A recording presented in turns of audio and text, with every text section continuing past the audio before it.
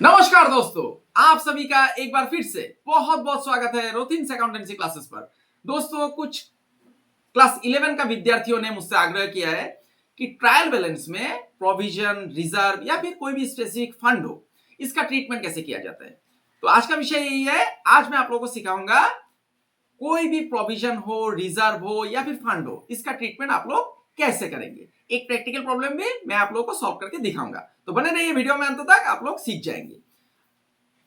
आगे बढ़ने से पहले दोस्तों, मेरा आप सभी से एक छोटा सा निवेदन है। अगर अभी तक आप लोगों ने मेरा चैनल को सब्सक्राइब नहीं किया है तो चैनल को सब्सक्राइब जरूर कर लीजिएगा और साथ में जो बेल आइकॉन दिखाई दे रहा है उसे दबाना मत भूलिएगा, ताकि हर एक नए वीडियो का नोटिफिकेशन आप लोगों को मिलता रहे।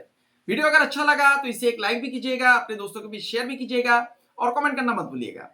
आप लोग मुझे इंस्टाग्राम और फेसबुक में भी फॉलो कर सकते हैं। मेरा इंस्टाग्राम और फेसबुक पेज का जो लिंक है मेरा चैनल पे दिया हुआ है और आप लोगों की सुविधा के लिए मैं वीडियो का डिस्क्रिप्शन बॉक्स में भी दे दूंगा।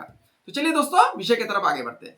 ट्रायल बैलेंस कैसे बनाया जाता है ये मैंने आप लोगों को सिखाया है। अगर आप लोगों ने मेरा वीडियो नहीं देखा है तो मेरा आप सभी से आग्रह है, आप लोग मेरा चैनल का एक अगर प्लेलिस्ट सेक्शन में जाएंगे तो क्लास 11 का प्लेलिस्ट बना हुआ है, उस पर करीबन मैंने 4-5 वीडियो ट्रायल बैलेंस के ऊपर बना दिया है।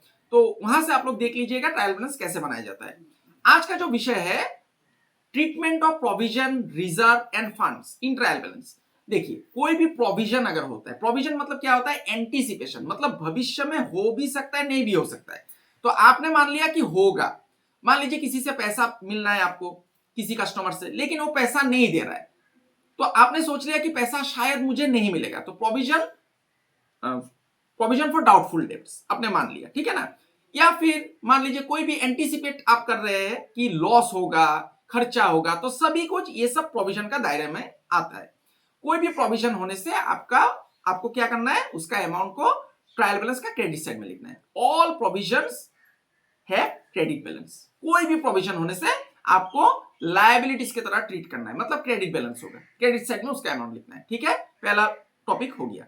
उसके बाद रिजर्व। रिजर्व क्या होता है दोस्तों, देखिए, फर्म का प्रॉफिट होता है, प्रॉफिट से कुछ पैसा बचा के रखता है, ठीक है ना, रिजर्व में, ताकि भविष्य में कोई अगर कोई दुर्घटना हो जाए, कोई भी कुछ भी खर्चा हो सकता है, भविष्य में तो कुछ भी हो सकता है ना, किसी को पता नहीं है। तो जब ऐसा परिस्थिति आ जाएगा, पैसा नहीं है फर्म में, तब क्या करता है फर्म, रिजर्व को यूटिलाइज करता है। कोई भी रिजर्व हो, कैपिटल रिजर्व हो, रेवेन्यू रिजर्व हो, तो उसको आगे जाकर के फर्म यूज करेगा, इसके लिए पैसा को रखा गया है, ठीक है ना। तो ये भी क्रेडिट बैलेंस होता है, ठीक है, ये भी लायबिलिटीज होता है, क्योंकि आगे जाके इसको इस्तेमाल करना है, इसीलिए हमने ये रिजर्व क्रिएट किया है, ठीक है। तो रिजर्व भी होने से, रिजर्व कोई भी रिजर्व रहेगा, जनरल रिजर्व, कैपिटल रिजर्व या वर्कमैन कॉम्पेंसेशन रिजर्व, कुछ भी अगर रहता है, कोई भी रिजर्व शब्द है तो उसका भी अमाउंट आपको क्रेडिट साइड में लिखना है। ट्रायल बैलेंस में क्रेडिट साइड में प्रोविजन को भी क्रेडिट साइड में लिखना है, रिजर्व को भी क्रेडिट साइड में लिखना है।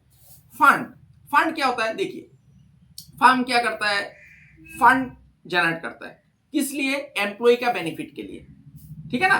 एम्प्लॉय का मान लीजिए दुर्घटना हो गया, किसी का एक्सीडेंट हो गया, तो उसको तो कॉम्पेंसेशन देना पड़ेगा। तो उस कॉम्पेंसेशन देने के लिए फर्म क्या करता है, एक प्रोविजन रखता ही है, मतलब आगे जाके भविष्य में कोई भी दुर्घटना हो सकता है, तो एम्प्लॉय का प्रोविडेंट फंड भी हो सकता है, स्टाफ वेलफेयर फंड हो सकता है, एम्प्लॉय बेनिफिट फंड हो सकता है।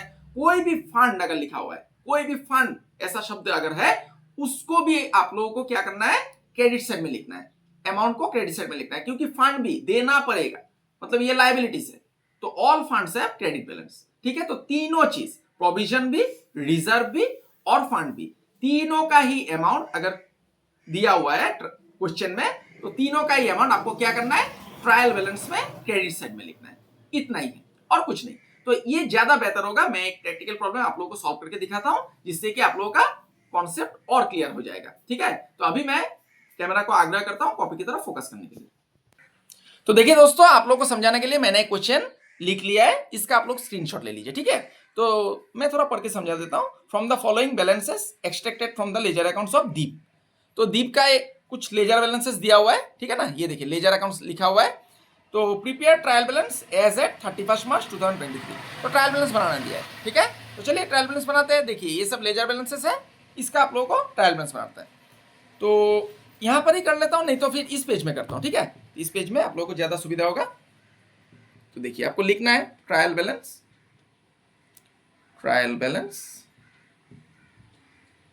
ऑफ, ट्रायल बैलेंस लिख दीजिए और कुछ नहीं लिखना है, एज ऑन 31 मार्च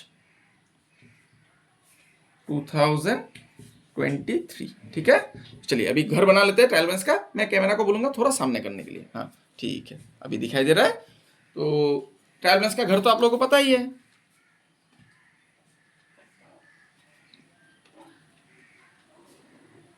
मैं कलम से लाइन खींच रहा हूं, आप लोग पेंसिल का इस्तेमाल कीजिएगा, ठीक है, क्योंकि परीक्षा में कलम से लाइन मत खींचिए, इससे आप लोगों का इंप्रेशन खराब पड़ेगा कॉपी में।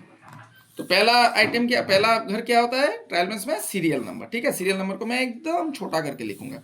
फिर होता है लेजर बैलेंसेस, मतलब नेम ऑफ अकाउंट्स, इसको नेम ऑफ अकाउंट्स भी आप लोग लिख सकते हैं। उसके बाद आ जाता है LF, उसके बाद डेबिट बैलेंस रुपीस, फिर क्रेडिट बैलेंस रुपीस। ये तो आप लोगों को पता ही है। अगर आप लोगों ने सीखा नहीं है तो मेरा चैनल में मैंने ऑलरेडी आप लोगों को बताया है कि ट्रायल बैलेंस के ऊपर मैंने 4-5 वीडियो बना दिया है, उसको आप लोग देख लीजिएगा और ट्रायल बैलेंस आसानी से बनाइए। ठीक है, चलिए serial number SL.NO. Name of accounts, name of accounts बोल के लिख दीजिए। ठीक है, उसके बाद L.F. फिर डेबिट बैलेंस लिखिए, डेबिट बैलेंस, अमाउंट का सिंबल दे दीजिए, ठीक है। उसके बाद credit balance, credit balance symbol दे दीजिए अमाउंट का। अभी मैं क्वेश्चन भी दिखाऊंगा आप लोगों को और करते जाऊंगा। ठीक है, डेटोर पहला आइटम, ठीक है ना। डेटोर, तो डेटोर क्या होता है दोस्तों, एसेट होता है, ठीक है ना। डेटोर एसेट होता है, कितना है अमाउंट, 1,60,000। तो एसेट का बैलेंस किस तरफ जाएगा, डेबिट साइड में। तो नंबर 1 डेटोर्स 1,60,000 हो गया, लिख दिया मैंने 1,60,000। ये क्रेडिट में कुछ नहीं है तो एक डैश दे दीजिए, हो गया। उसके बाद देखिए, उसके बाद ये क्या है, प्रोविजन फॉर बैड डेब्ट, ठीक है ना। तो कोई भी प्रोविजन से क्या करना है, क्रेडिट साइड में लिखना है। तो प्रोविजन फॉर बैड डेब्ट्स हो गया, प्रोविजन फॉर बैड डेब्ट्स, ठीक है ना। कितना है, 15,600 provision for bad debts, bad debts. कोई भी प्रोविजन होने से अभी मैंने आप लोगों को बताया था कि क्रेडिट साइड में लिखना है, ठीक है। अमाउंट 15,600 हो गया। उसके बाद देखिए मशीनरी, मशीनरी क्या होता है, एसेट होता है, लिख दीजिए डेबिट साइड में 2,10,000, ठीक है। मशीनरी, मशीनरी 2,10,000 हो गया। उसके बाद देखिए प्रोविजन फॉर डेप्रिसिएशन, ये भी प्रोविजन है तो इसको भी क्रेडिट साइड में लिखना है, 46,000 provision for depreciation, provision for depreciation हो गया 46,000 लिख दीजिए। उसके बाद कैपिटल, कैपिटल क्या होता है, कैपिटल क्रेडिट बैलेंस होता है। ये मैंने आप लोगों को बताया था, अगर आप लोगों ने देखा नहीं है तो देख लीजिएगा, वीडियो ऑलरेडी मैंने बना दिया है, प्लेलिस्ट सेक्शन में आप लोगों को मिल जाएगा क्लास 11 का, ठीक है। तो कैपिटल 1,86,200, ठीक है ना, इसको क्रेडिट साइड में लिख देना है 1,86,200 हो गया। उसके बाद जनरल रिजर्व, कोई भी रिजर्व होने से अभी मैंने बताया था कि आप क्या करना है, क्रेडिट साइड में लिखना है। रिजर्व क्रेडिट बैलेंस होता है, ठीक है ना। जनरल रिजर्व 55,000 हो गया। उसके बाद प्रोविडेंट फंड, ये देखिए फंड, कोई भी फंड लिखा रहने से फंड को भी क्रेडिट साइड में लिखना है, ठीक है। ये भी क्रेडिट बैलेंस होता है, प्रोविडेंट फंड कितना है दोस्तों, देखिए 95,000, ये क्रेडिट साइड में लिख दीजिए 95,000। स्टाफ वेलफेयर फंड, ये भी फंड है, इसको भी क्रेडिट साइड में लिखना है, स्टाफ वेलफेयर फंड कितना है 42,400, इसको लिख दीजिए। अभी देखिए उसके बाद क्या है, परचेजेस एडजस्टेड, इसके ऊपर ऑलरेडी मैंने एक वीडियो बनाया था। परचेजेस एडजस्टेड रहने से क्लोजिंग स्टॉक आएगा, ओपनिंग स्टॉक नहीं आता है। तो वो टॉपिक आप लोगों को मिल जाएगा प्लेलिस्ट में, तो आप लोग देख लीजिएगा। परचेज एडजस्टेड, परचेज एडजस्टेड या फिर कॉस्ट ऑफ गुड्स सोल्ड रहने से डेबिट साइड में आता है, ठीक है। तो परचेजेस एडजस्टेड। दोस्तों साउंड में थोड़ा परेशानी हो सकती है, डिस्टर्बेंस आ सकता है, क्योंकि मैंने आप लोगों को ऑलरेडी बताया था मेरा कुछ वीडियोस में कि मेरा घर एकदम रास्ते का बगल में ही है। इसमें मैंने कॉमा दे दिया, देखिए रास्ते का बगल में होने के कारण गाड़ी बाइक ये सब आता जाता रहता है, तो साउंड में जो डिस्टर्बेंस आ रहा है इसके लिए मैं आप लोगों से माफ़ी चाहता हूँ, ठीक है। तो देखिए इंपोर्ट ड्यूटी ये खर्चा है, कोई भी एक्सपेंस होने से इसको डेबिट साइड में लिखना है। इंपोर्ट ड्यूटी इसको लिख दीजिए 23,500, ठीक है। उसके बाद देखिए इस तरफ में सेल्स तो क्रेडिट बैलेंस होगा दोस्तों, सेल्स 1,70,000 ये लिख दीजिए। उसके बाद प्रोविजन आ गया, फिर से provision for discount on debtors, तो प्रोविजन होने से किस साइड में जाएगा, क्रेडिट साइड में। अभी बताया था provision for discount on debtors कितना है, 5,400 हो गया। उसके बाद क्लोजिंग स्टॉक, देखिए परचेज एडजस्टेड था तो क्लोजिंग स्टॉक आएगा, ओपनिंग स्टॉक नहीं आता है तब, ठीक है ना। इसके ऊपर ऑलरेडी एक वीडियो मैंने बना दिया है। क्लोजिंग स्टॉक इसको डेबिट साइड में लिखना है, ठीक है। क्लोजिंग स्टॉक कितना है, 66,000 डेबिट साइड में लिख दीजिए। ये एसेट होता है, ठीक है ना। साल का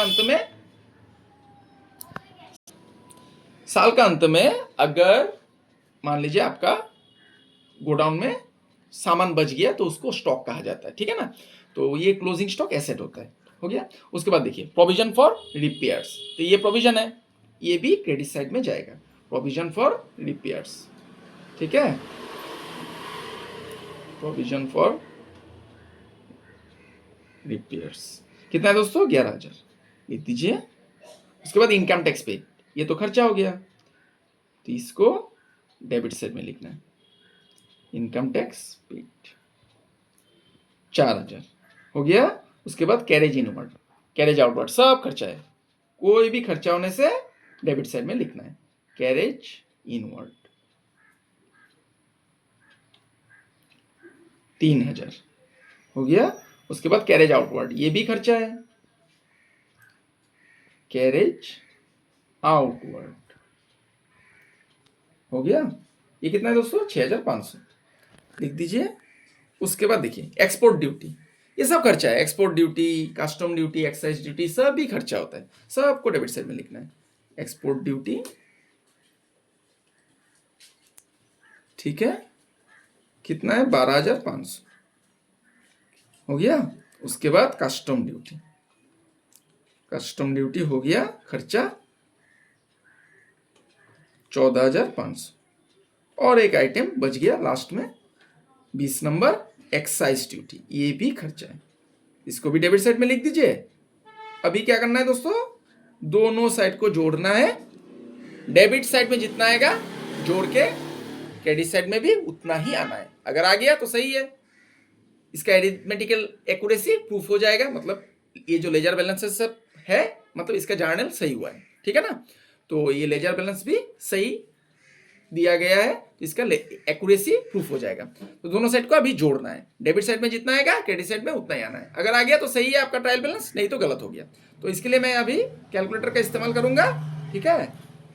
तो मैं कैलकुलेटर एक ले लेता हूँ, ये देखिए मैंने मोबाइल पे कैलकुलेटर निकाल लिया है, तो मैं अभी जोड़ूंगा। देखिए डेबिट साइड को पहले जोड़ लेता हूँ, कैमरा को मैं बोलूंगा थोड़ा सामने कर लेंगे,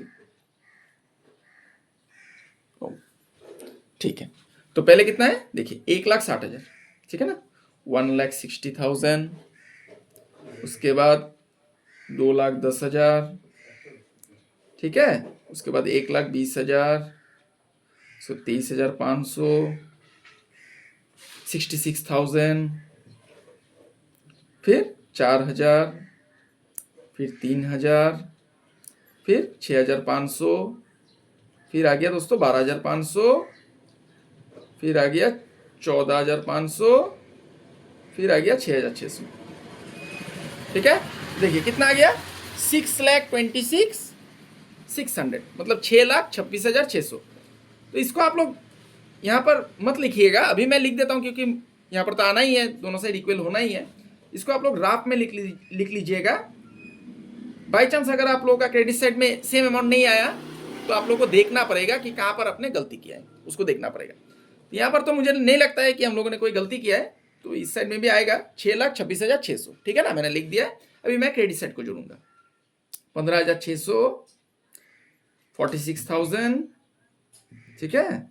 उसके बाद 1,86,200, ठीक है ना, 186 200, उसके बाद 55,000, फिर आ गया 95,000, फिर आ गया 42,400, फिर आ गया 1,70,000, फिर आ गया 5,400 और आ गया 11,000। ठीक है, देखिए दोनों साइड मैच कर गया, 6,26,600।